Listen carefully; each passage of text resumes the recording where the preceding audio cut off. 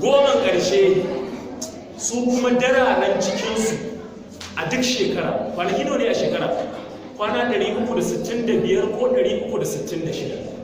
a duk cikin dararen shekara babu dararen da suke da kima a wurin Allah subhanahu wa ta'ala yake san a mai aikin bauta a cikinsu irin dararen goma na ƙarshen watan Ramadan shi yasa ake yin tahajjud ai kafin goma ƙarshe ba yawanci asham ake yi ba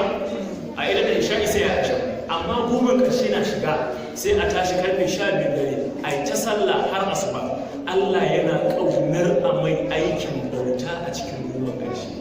kuma albishirinku kun san wani dare da ake ce mai lantar kadari kun san shi Allah yana cewa inna anzalnahu fi lailatul qadr wa ma adraka ma lailatul qadr lailatul qadr khairun ita kadai dare ku ji fa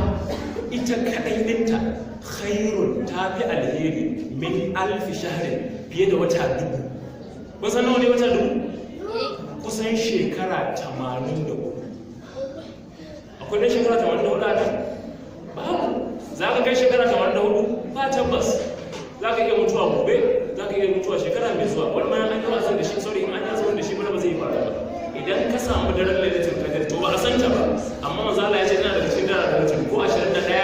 ko 23 ko 25 ko 27 ko 29 kar ka kuskura kai bacci a cikin goma ƙarshe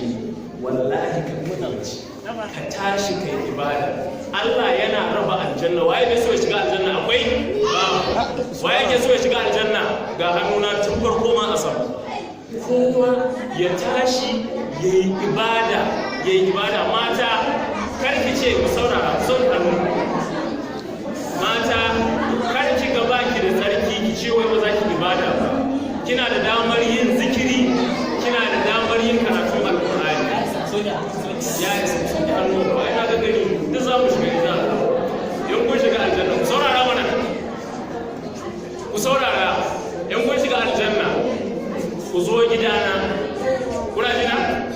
ku zo gidana a aljanna ku kwankwasa a buɗe muku ku shigo zan ba kowanne kaza ɗaya kaza yau sharbanka da kaza an kwan biyu